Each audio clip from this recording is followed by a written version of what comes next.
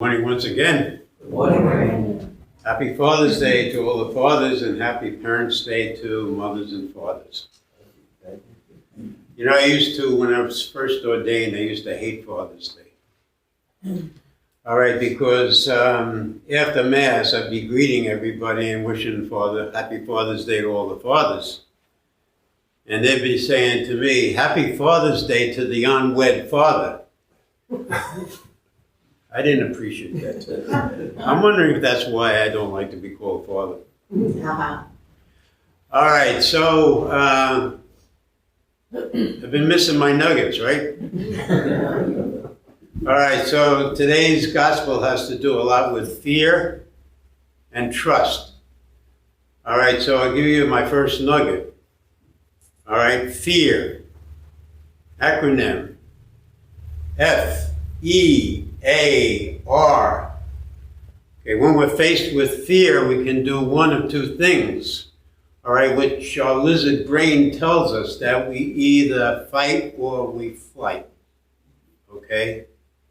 So the two ways that we can face fear, all right, we can face everything and recover, or we can F everything and flee. All right, so those are the two ways we face fear. All right, so it's up to you how you do it. All right, so let's get into this morning's gospel. We just heard it. It took place on the Sea of Galilee. Now, just a little bit of geography. The Sea of Galilee is actually a freshwater lake. All right, it's 13 miles long, 8 miles wide, and it has the distinction of being the lowest body of fresh water in the world. It is almost 700 feet below sea level. The only other body of water that is lower than that is the Dead Sea, and that is a few feet over 700 feet below sea level. But that's a saltwater lake. All right, so that's the geography. Now, there are still violent storms on Lake Galilee today. And they say that is caused by the warm air coming off the Mediterranean colliding with the cold air in the lake. So not only in Jesus' time was there violent storms on Lake Galilee, but also today, caused by the same two occurrences of nature. All right, so when we look at today's gospel, all right, let's look also at the author. The author is Mark. Do we know much about Mark? All right, it is believed by most biblical scholars that Mark, who wrote this Bible story, the gospel story according to Mark, is a person by the name of John Mark. Okay, now John Mark was a young man, all right, he was the cousin of Barnabas, and he was a follower of Paul. He went on the first missionary mission with Paul, and somehow during that first mission, he left, and Paul never really forgot that. But later on, all right, as he grew older, Paul realized that he was a benefit to the passing of the word about Jesus. Later on, all right, the fathers of the church, Irenaeus especially, all right, who lived in the 2nd century, called John Mark Peter's interpreter.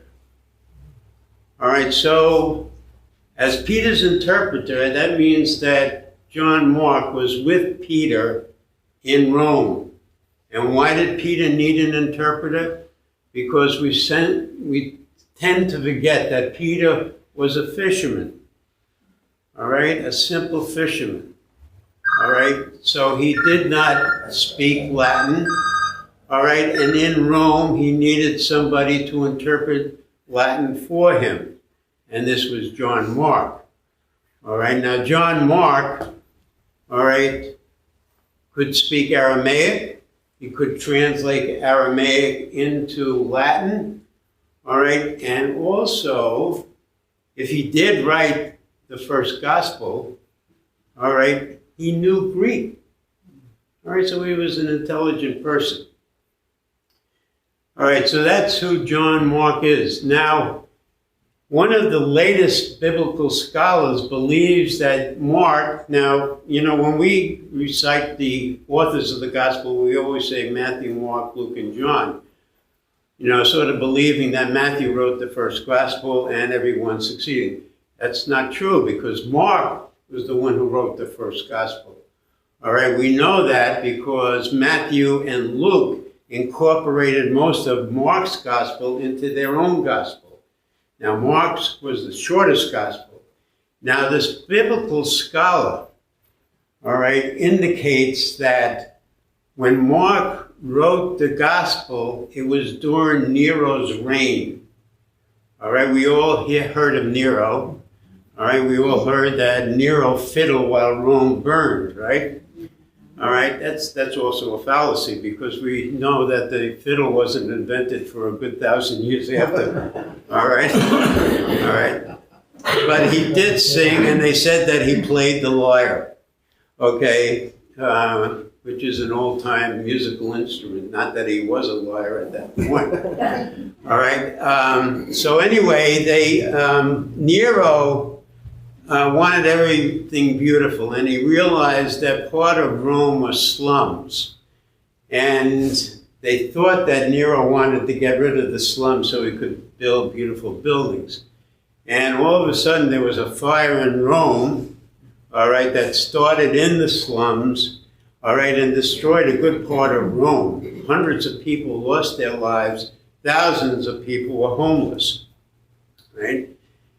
Now, people who knew Nero started to blame Nero, saying, you started that fire, all right, to get rid of the slums. And Nero, being a good, dictator, and now it wasn't me, I didn't do it. It was the Jews, all right? The Jews are always the scapegoat throughout history. So Nero used them as a scapegoat. But there were very influential and powerful Jews in Rome at the time. And they said, no, it's not the Pharisees and the Sadducees who did that. All right? It was the Messianic Jews, the ones who believed that Jesus, all right, is the Messiah. They're the ones who started the fire. Now we know, all right, just to explain that a little bit more, that at that time, all right, the Messianic Jews, or they weren't called Christians yet, all right, they were part of the Jewish religion, all right? When they celebrated the Sabbath, they went to the synagogue and they worshiped with the Jews. We have two parts to our Christian Catholic Mass, right? All right, the liturgy of the Word, which we're doing right now, we read the Word of God and we're talking about the Word of God. All right, the second part is the Eucharist. Okay, in that time, the Messianic Jews did the liturgy of the Word in the synagogue with the other Jews. After the synagogue service was over, they went to their homes and then they celebrated the Eucharist. All right, so that's how it was done back in Nero's time. All right, so Nero started to prosecute the Christians. All right, he would round them up and he would give them the opportunity to inform on their neighbors. You know, if you know anybody who's Christian, tell us about it and we might save your life. If you don't tell us, we're going to kill you anyway. All right? So, I mean, that was the persecution of the Christians in Nero's time. All right, they were rounded up and they suffered a public execution.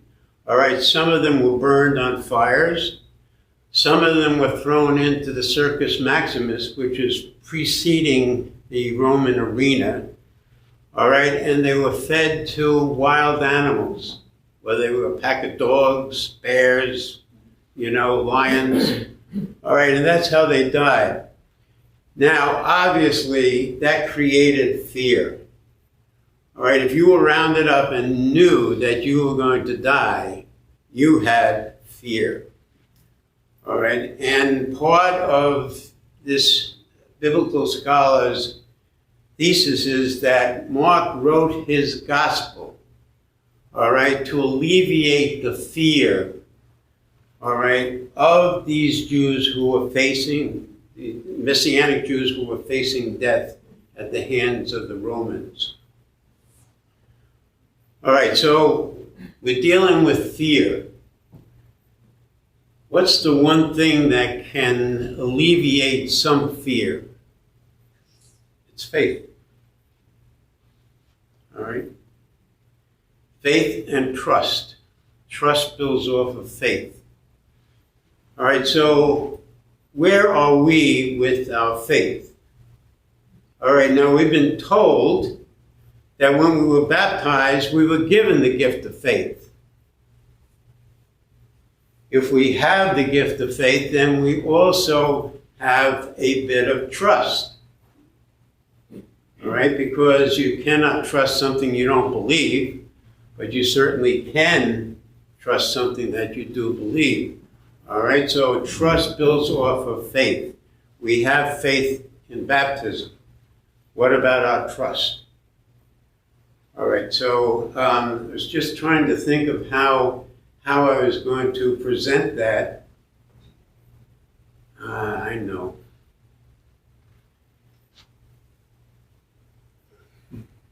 Now some of you might find this disgusting. You see that?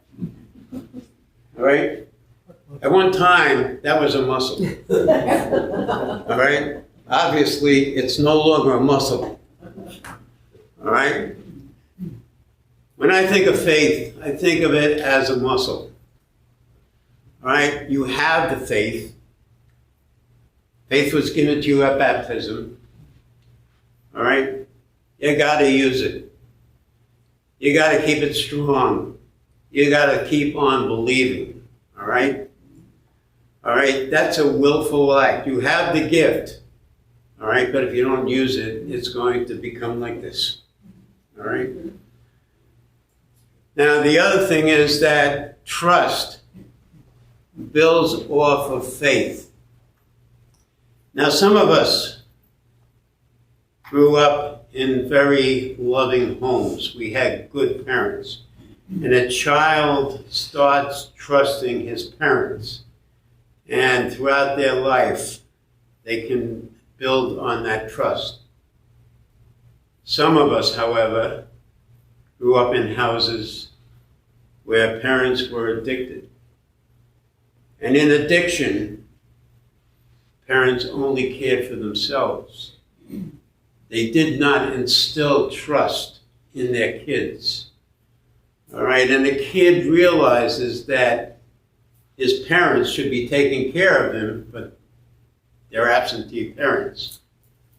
All right, so those kids develop trust by building a wall around themselves. And they don't let anyone in because that's the only way they can protect themselves. The job of the parent is to protect the kid, but when the parent doesn't protect the kid protects himself. All right, so those kids have a hard time building up trust. So, today's gospel, all right, we have the apostles. All right, they in 1986, they found a boat. Archaeologists found the boat in the Galilee Sea. All right, and they call it the Jesus boat. All right, because it comes from the first century. All right, and it was a boat that was 27 feet long and 8 feet wide.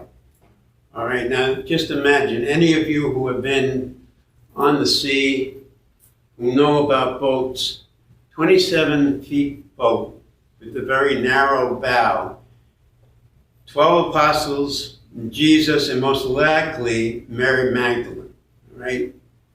Mary Magdalene was the unspoken apostle. It's a lot of people on a small boat. When you take a small boat out at night, all right, now, like just picture this. You're taking this small boat out at night. In the daytime, you can visually see shores. You can visually know where you are, basically. At night, you do not know where you are. Now, when I lived in Maine, I lived on a lake, and I fished that lake every day. I knew where the rocks were. Our lake was formed by the glacier. And when the glacier receded, it left gigantic boulders in the lake. And if you did not know where those boulders were, you would crash your boat. All right, so I knew that lake in the daytime.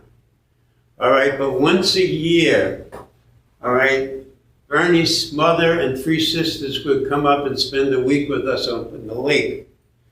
And one of the greatest thrills was taking them out at night, all right, into the middle of the lake, turn off the motor, and just look at the stars. If you haven't done that, all right, if you haven't found a field somewhere that you can do that at night, please do it. It is astounding, all right? Our own Milky Way galaxy, billion stars. There are billions of galaxies, each with a billion stars, all right? It just sort of proves God's wonder. All right, so we will go out and look at the stars. Before I left the house, I had 2 spotlights on the deck, and I had a 1,000-watt halogen bulb pointing at the dock. All right, so when you're out there and you turn the motor off, you don't set the anchor because you're usually the only boat out there. All right, but the gentle wind and the waves will turn the boat around so that when you're ready to go home, all right, if you don't have a landmark, you don't get home. All right, so I was able to look at the shore and see my house was the brightest house there, so I could point to that. Jesus and the apostles, did they have lights like that when they were out there? All right, so here you have 12 apostles, 4 of whom that lake was known as well as the back of their hand. 4 of them fished that lake their whole lives. All right, we know that. Simon Peter and his brother Andrew, James and John were fishermen who fished that lake every day. They knew that lake, and yet they were as terrified as the other 8. All right, so that must have been one wicked storm. Jesus, they wake Jesus up, and Jesus calms the sea. It's the first example of Jesus having power over the elements. All right? Before this story in the gospel, Jesus cured people with withered hands. All right, he preached parables. And yet, at the end of this, he says, "O you of little faith." You've been with me for so long. You've seen what I've done. All right? And yet you couldn't believe that I have your back. Now, what this biblical scholar is indicating is that Mark most likely wrote this particular episode in the Bible, all right, to give faith and trust to the Christians who are about to die, all right? And no matter what, Jesus has your back, all right? You might die. Jesus has your back. Right? You don't have to worry. All right? Because Jesus will make it all right. So you die. You're going to be with him. It's okay. All right, so that's where we are with this gospel story. We're left with, number one, we all have faith. All right, we know that we have to exercise that faith. All right, and because of that faith, we have trust. All right, and that's the difficult. That has to be exercised. All right, or else it becomes like this. All right, so you have the faith, have the trust, and no matter what happens. All right, now we've all been through a year, 16 months of hell. All right? Some of the fear that the apostles felt in that boat, we've felt during this last 16 months. All right? Are we going to get COVID? If I do get COVID, am I going to die? All right? There are people in our parish, all right, who are facing serious illnesses, serious operations, all right? And the message is, all right, that Jesus has my back. Right? Jesus is with me. I don't have to go through this alone. Right? So, to sum up,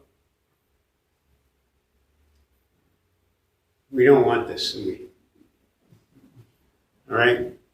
The faith that we have, all right, we exercise it. All right? We keep on believing. And that belief, that faith, leads to a stronger trust.